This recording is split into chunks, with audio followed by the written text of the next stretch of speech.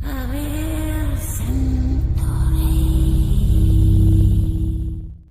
guys, bertemu lagi bersama kami bertiga di IM Channel. Jadi untuk video kali ini kita akan ada segmen baru yaitu agron, agak horor.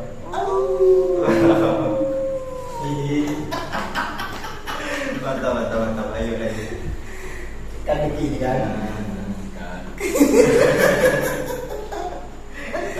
Selingan deh. Apa? Jadi langsung ya.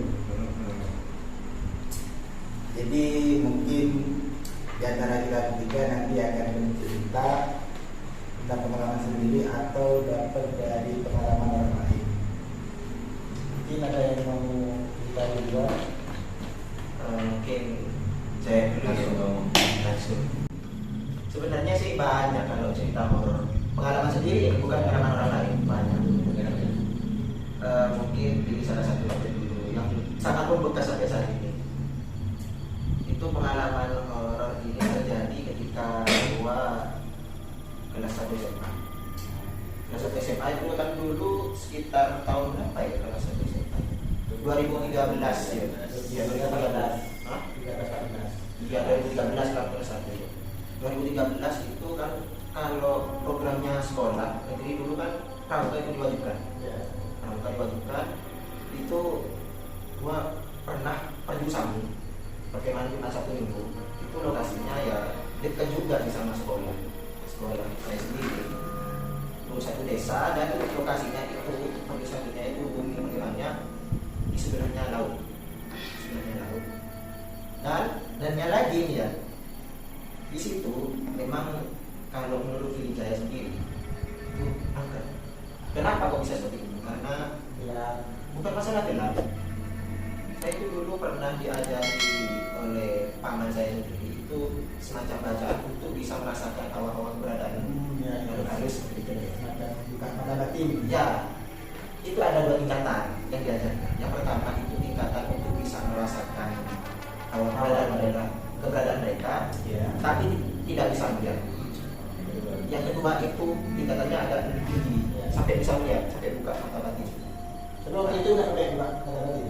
Sampai buka, terus sampai buka waktu itu. Nah, untuk pengalaman yang pertama ini awalnya balik lagi ke pas belajar pertama kali ya, itu diajarkan sama paman saya sendiri. Vin, kamu mau nggak belajar untuk bisa merasakan awal keberadaan kamu? Nah, kan berhubung saya sendiri itu agak hobi sendiri ya, hobi suka horor-horor seperti itu. Saya iyakan, dia nggak apa, tapi beneran serius kata saya. Iya serius. Ini saya dulu diajarkan oleh teman saya sendiri pas mondok. Paman saya itu kan punya mondok, diajarkan sama temennya. Temennya punya kan dia kayak anak indigo gitu lah. Nah, waktu itu diajarkan ada 2 bacaannya. Yang pertama ini hanya untuk bisa merasakan awal keberadaan mereka, dan yang kedua itu sampai bisa melihat. Serius ini sumpah, serius. Yang pertama, kamu belajar dulu kalau penasaran ya. Kalau penasaran kamu belajar buat merasakan keberadaan. Jangan langsung buka mata. Saya lihatkan dong. Nah, pas kebetulan itu belajarnya sekitar jam setengah 12 malam. Diajak ke agak tempat yang agak sepi, pusat sepi. Nah, diajarkan lah doanya. Kamu doanya baca ini, bla duduk, terus kamu rasakan. Saya disuruh jalan sendiri ke ya semacam tempat di sampingnya kuburan itu. Jalan, saya coba. Mungkin baru pertama kali sebelum baca doa udah gak enak awalnya. Biasa. Di samping itu kan wajar, sampingnya kuburan juga. Rasanya takut nggak? Rasa takutnya pasti ada, cuman ya namanya juga hobi ya. Suka itu, tertantang lah itu. Berangkat, baca gitu, langsung. Jadi sini gak ada, dimana gak ada gimmick, gak ada ngada-ngada intinya. Serius, langsung buru-buru merinding. Pas habis baca itu, buru-buru merinding, tak diem saya sama saya. Diem itu sekitar kurang lebih 5 menitan. 5 menitan mungkin kata saya cukup ini beneran kata saya gitu. 5 Balik lagi ke paman, kan paman itu nunggu di sepeda motor. Gimana nih? Enak. Sumpah man, kan manggilnya paman. Sumpah man, ini bulu-bulu saya merinding semua, baru semua. Iya, itu baru permulaan. Berhasil itu doanya. Kalau kamu berani, saya kasih doa yang kedua tingkatannya di atas lagi sampai bisa buka mata batin. Bisa sampai melihat namanya. Nah iya. Tapi kamu ada syaratnya ini, ada syaratnya. Kamu sebelum belajar ini, kamu harus pastikan sendiri kamu itu yakin atau enggak mau belajar ini atau enggak. Soalnya apa? Ketika kamu agak ragu dan kamu persiapan mentalnya itu kurang matang, takut gitu ya, tapi dipaksakan, itu takutnya nanti malah kamu bahaya ke badan sendiri. Nah, soalnya ini mata batin sudah terbuka dan makhluk halus itu gampang untuk berinteraksi dengan kita seperti itu. Saya kan dong, soalnya kan saya sendiri kan penasaran terus tertantang ya, adrenalin itu terpacu. Langsung, ya udah man, gak apa saya belajar, cuman jangan sekarang, ulang dulu. Nanti kalau masalah doanya, baca-bacaannya itu baca di sana gitu. Udah yuk, ulang kan, diajari. Nah balik lagi ke momen ke perjusami. Iya. Ini pas tengah malam. Kan biasa kan kalau perjusami itu dibatasi tenda, terus di belakangnya tenda itu ada pagar pembatas. Biasanya dibuat dari bambu dan tali kafian. Itu tengah malam, teman saya sebut saja si A ya. Si A ini kan pas waktunya istirahat, gak ada kegiatan apa-apa. Sekitar jam 1:30, kalau dia jam 1, jam 1:30. Itu di malam pertama, malam Sabtu kan, Jumat kan, mulai Jumat. Malam Sabtu sekitar jam 1 atau enggak jam 1:30. Itu temanku si A itu bangunin saya, Fit, bangun Fit. Kenapa? Kan ngantuk parah kan biasa kegiatan gitu kan. Kenapa? Ngantuk pengen kencing kan itu katanya. Berangkat sendiri kenapa? Ayo kenapa pindah takut gitu katanya. Ya udah, namanya juga teman sendiri dan kebetulan teman saya itu teman dekat lah, agak kayak saudara gitu. Nah, antar sama saya. Kan biasa kalau perkemahan itu pasti ada panitia yang gak tidur, panitia jaga malam gitu.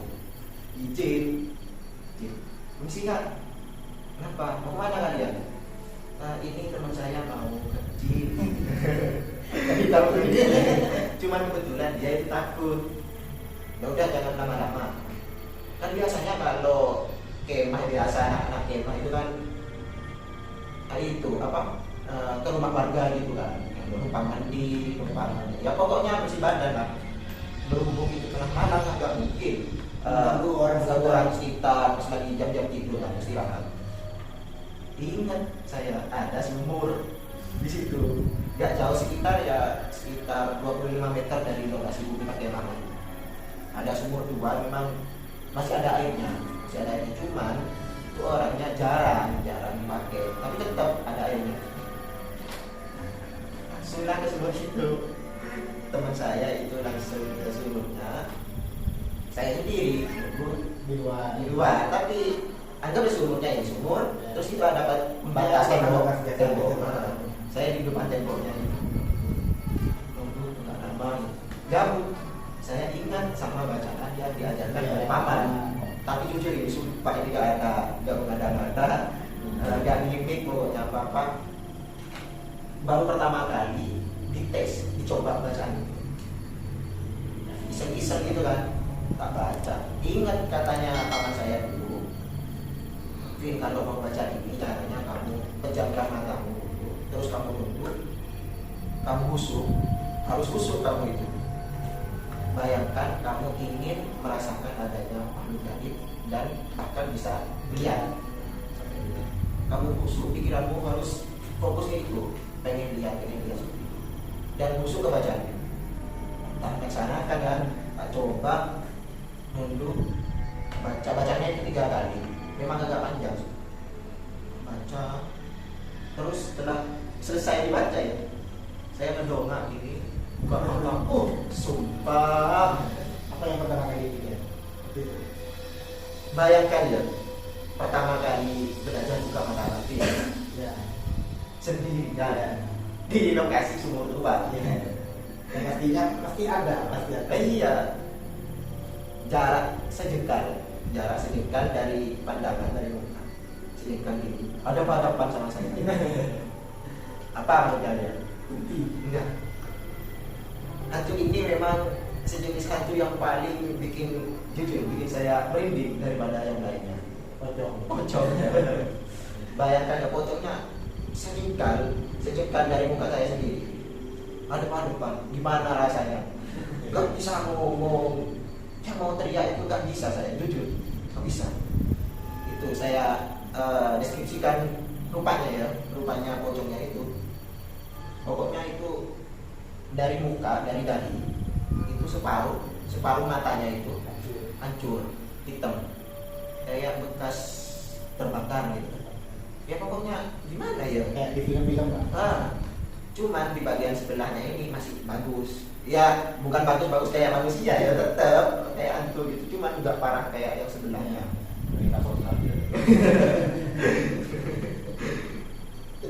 Hancur sebelah. Kayak luka bakar. Sumpah ya Allah. Itu teman saya kan masih belum selesai. Tak tinggal sama saya.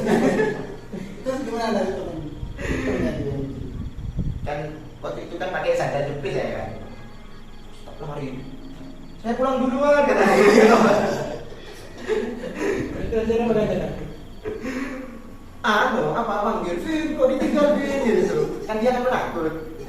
Vin kok ditinggal belum selesai gitu. Enggak tak dengar dan soalnya sudah pikiran itu sudah gimana caranya lari balik ke tenda sampai pegang batas itu kan biasanya harus muter balik ke pintu masuk lah, biasanya muter itu langsung saya terobos pagar batas mengiru dia mahal itu sampai rusak itu tali rapiannya sampai putus, gak mikir sandal saya sampai itu ketinggalan sebenarnya di tempatnya itu. Terus kan gitu kan tak terobos pagar batas mungkin kedengeran sama kakak panitia langsung jatuh. Woi siapa itu? Kakak denger kan? Pokoknya gimana caranya aku balik langsung diterobos itu putus talinya kan disetel sama kakak panitia. Terus tetap nggak tak hiraukan sama saya. Langsung lari ke tenda masuk tidur. Tapi tetap pikiran. Karena kemudian datang sama kurang ajar kamu cowok, kurang ajar kamu aku ditinggal. Saya tetap gak ngomong apa-apa. Takutnya dia takut lagi. Esok pagi harinya cerita saya, maaf ibu, tadi malam saya tinggal, tapi udah lama, tapi lagi. Isi dengan untuk malam, tes setan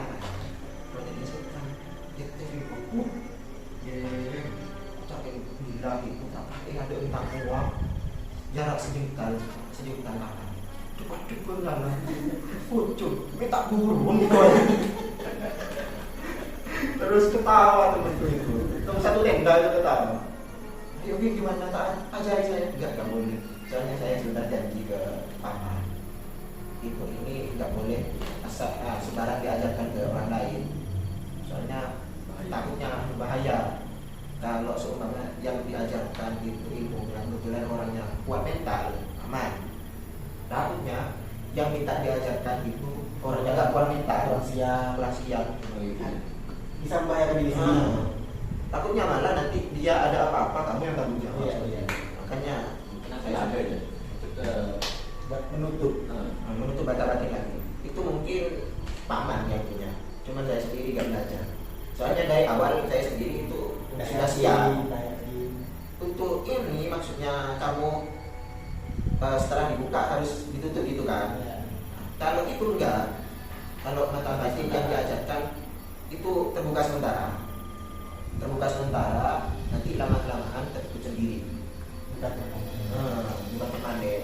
Kalau kayak paranormal di TV itu kan dibuka dulu terus kalau sudah gak kuat itu enggak. Masalahnya di situ, makanya nggak boleh asal diajarkan. Takutnya apa? Ketika sudah terlanjur dibuka, pas dia takut mentalnya, Tidak bijak. bukan masalah kejang-kejang, bukan masalah kejang-kejang, takutnya dia itu kayak mentalnya dia itu terganggu. Meskipun itu otomatis nanti lama-lama terikut sendiri, tapi takutnya malah terganggu mentalnya. Begitu. Itu cuma relasi tuh dia gitu. Iya. Ini sekitar ada boleh. Mau nggak mikir apa-apa waktu itu bro. Bayangkan kamu sendiri ya. Kan ya ada gua, sepuluh guru apa gitu. Lari Dia ya. bagaimana? Balik langsung balik modal balik. Kan ngadepnya itu anggap gini ya, ini di sini bumi perkemahan. Nah di sini ini pagar, sini pagar untuk sumurnya di sini, sebelah sini. Tapi tenda saya di sini. Jadi balik langsung berobos pagar ini. Yang dari belakang ini. Iya, robos pagar langsung ke tenda. Itu udah nggak mikir apa, nggak mikir hantu yang lain, nggak mikir kakak lebih, kakak lagi dia berdoa. Bagaimana caranya? Balik ke tenda tidur. Semalaman itu nggak bisa tidur. Keinget terus. Iya, keinget hancurnya muka pocongnya gitu. Nah dari situ saya belajar. Loh, seperti ini rasanya. Nah setelah itu ya kan, setelah pengalaman pertama buka mata batin itu, pas mau buka mata batin lagi sudah siap, sangat siap. Jadi pernah buka di sini juga, buka di sini. Tapi nggak pernah lihat pocong kalau di sini. Namanya itu kayak kuntilanak, genderuwo. Serius sih, kuntilanak genderuwo. Cuman ya saya sendiri itu nggak terlalu takut ya, bukan nantang enggak, maksudnya nggak setakut kayak lihat pocong gitu. Kalau kuntilanak gitu, ya tetap takut, perasaan takut itu ada, cuman nggak separah kalau lihat pocong gitu. Jadi ya mulai terbiasa, belajar. Jadi nggak kaget lagi kalau lihat itu. Sering itu salah satu pengalaman horor yang memang nggak bakalan bisa terlupakan. Pengalaman horor pertama buka mata batin dan jarak 1 jengkal ada depan. Oh, jangan itu hantunya jenis hantu yang paling saya takuti. Itu membekas di pikiran saya. Oh mungkin bukan saya bayangin dia terwakili dia bola karena dia Apa saya minta? Iya tetap. Cuman saya nggak spesifik harus lihat pocong, enggak. Itu pas baca doa itu pengen lihat hantu. mungkin Tapi saya nggak pikiran itu bocor. Enggak kepikiran harus pocong. Pokoknya hantu. Enggak taunya yang muncul pocong. Yang paling kita Mungkin pocongnya itu penunggu sumurnya itu mungkin. Bisa aja. Karena setiap sumur pasti ada. Setiap tempat, apalagi yang kelihatan hantu pasti ada. Enggak harus sumur. Iya, tempat sama Di masjid pun itu pasti ada jinnya. Meskipun notabene ya jin muslim sebenarnya itu pasti ada di semua tempat. Apalagi di sumur tua. Salah satu contoh lain ya di semua tempat. Contohnya ini di asrama. Dulu waktu kuliah semester 1 tahun 2016 itu kan saya masuk di asrama dan kos asrama. Kan biasa kalau asrama itu subuh ada pengajian, terus menjelang maghrib sore itu biasa anak-anak yang lain itu ngaji gitu. Pokoknya nggak bakalan sepi lah dari suara Al-Quran, suara orang ngaji, selawatan. Tetap ada menunggunya. Itu asramanya ada lantai 4. Lantai pertama yang di bawah itu khusus untuk tamu, terus kantin buat anak-anak beli nasi, jajan dan lain-lain. Untuk yang lantai 2 itu musola. Terus lantai 3 itu ya tetap lantai 2 itu kamar buat ya mahasiswa lah. Kalau yang lantai bawah itu kamar tamu, terus kamarnya pengurus asrama. Yang kamar dari lantai 2 itu baru mahasiswa yang biasa, bukan pengurus maksudnya. Lantai 3, lantai 4. Nah kebetulan saya sendiri itu lantai 3, terus teman saya itu lantai 4. Ada namanya Ivan anak rambut. Nah memang kalau dia sama itu terkenalnya di lantai 3 itu penunggunya bukan cuma saya sendiri, pengalaman banyak teman-teman asrama maupun kakak ipar yang sudah pernah kuliah. Untuk di lantai 3 itu penghuninya kayak yang sering menampakkan diri itu pocong. Kalau lantai 4 itu kuntilanak. Bukan masalah tapi kayak gimana ya? Kayak kayak yang menguasai tempat itu. Terus lantai 3 itu pocong, lantai 4 itu kuntilanak. Pernah dalam satu waktu itu kan disuruh sama pengurus kan, disuruh pindah kasur ini agak lucu juga ini. Pengalaman agak horor tapi agak lucu. Disuruh pindah kasur dari lantai 2 ke lantai 3 kan nggak semua kamar itu terisi, ada mahasiswanya, ada salah satu kamar yang memang kosong seperti itu. Nah itu dari lantai 2 kasur itu disuruh pindah ke kamar yang nggak pernah ditempati, yang kosong. Tuh kan kalau otomatis kan naik tangga kan. Nah itu teman saya itu yang di depan, sedangkan saya itu yang di belakang dan bawah. Kan naik tangga gini, otomatis saya lihat ke yang di sana, sedangkan teman saya sendiri itu lihat ke saya, jalannya mundur gitu lah, naik mundur. Itu ketika naik tangga, otomatis kalau di sana itu naik tangga ya kan, di sini ini ada kamar. Pas naik tangga di depannya ada kamar. Itu memang itu ditempati, tetap ditempati. Cuma kebetulan itu kan sekitar jam 9 itu anak-anak kamar situ itu keluar semua. Ya mungkin ngerjain tugas lah, kan biasa kalau anak kampus itu ada yang ngerjain tugas, mungkin ada yang lagi kontrol semacamnya. Itu pintunya dibuka, kebetulan pintunya dibuka dan memang lampu kamarnya juga dimatikan, masih nyala. Nah kali itu kan naik kan, otomatis saya langsung mata saya tertuju ke kamar itu. Kalau di kamar biasa, kalau dia sama itu pintu masuk kamar, di pojok sananya, di sebelah sananya itu ada pintu lagi, pintu. Nah di luar pintu itu balkon biasanya buat nongkrong, ngerokok gitu kan. Nah di balkon itu ketika saya bawa kasur, si Poci lewat lagi.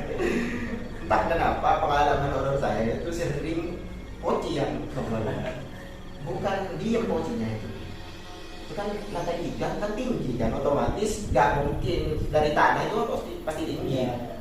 Itu si Poci terbang ya Allah. Terus teman saya kan nggak lihat karena ngadep ke saya sendiri, membelakangi dia. Kenapa Bin? Gak apa-apa, ayo cepetan bawa ini kasurnya. Saya kebelet pipis gitu. Yakin kamu, dia sudah rasanya gak enak. Soalnya lihat ekspresi saya itu kaget. Yakin kamu Bin? Iya ayo berpipis aku. Cepetin kamu. Aku langsung balik ke bawah. Langsung balik. Nyampe bawah. Kamu katanya mau kencing, mau pipis katanya. Gak jadi. Kenapa? Tadi sebenarnya saya mau pipis. Kenapa? Lihat pocong Terbang mana itu? Iya pas di luarnya balkon itu. Oh lewat. Anggap ini pintu ya pintu. Dia itu lewat insret gitu. Enggak mungkin luar apa? Bukan dari kamar itu. Tugas bisa terbang. Iya makanya itu penunggunya.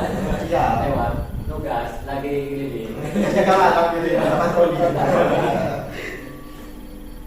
Dan ngomong, ada pocong terbang. Serius ya? Iya, lihat pocong menunggu yang lantai 3 tadi. Untuk kamu gak cerita, tahu itu tadi kan ada yang kamu cerita tak lempar, lari bodo amat kasurnya gitu.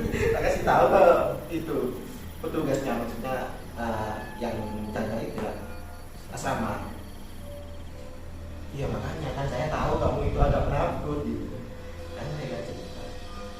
Memang kan kalau di lantai 3 itu ditempati. Cuman kebetulan itu kan biasa kalau anak mahasiswa itu tetap kalau malam itu mesti banyak yang keluar ya. Jadi meskipun di lantai 3 itu ada beberapa kamar, banyak kamar lah ya. Banyak kamar mungkin cuma sekitar 2 atau 3 kamar lah ya, enggak ditempati dari sekian banyak kamar. Memang meskipun ada mahasiswa, ada yang nempati itu kalau sekitar dari jam habis misa sampai jam 10 itu kebanyakan keluar semua.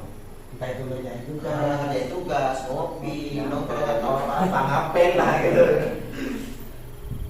itu mesti keluar. Soalnya dari maghrib sampai isya itu gak boleh keluar anak-anak mahasiswa, kecuali ada yang memang berkepentingan yang memang sangat urgent, yang sangat penting, baru bisa izin. Kalau yang selain kegiatan yang penting itu gak boleh izin.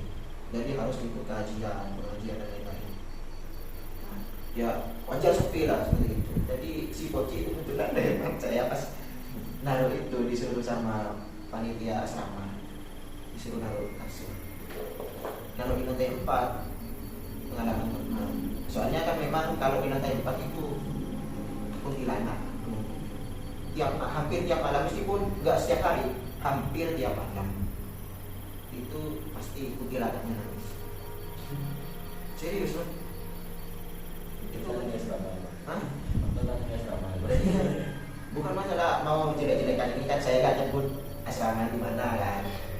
Cuma memang di asrama laki-laki itu di lantai 4 itu hampir tiap malam itu pasti ada yang nangis.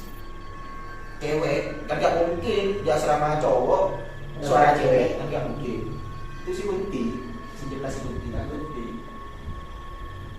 Yang teman saya itu yang namanya Ivan, yang anak rumah itu kebetulan tengah malam itu kan gak tidur ya.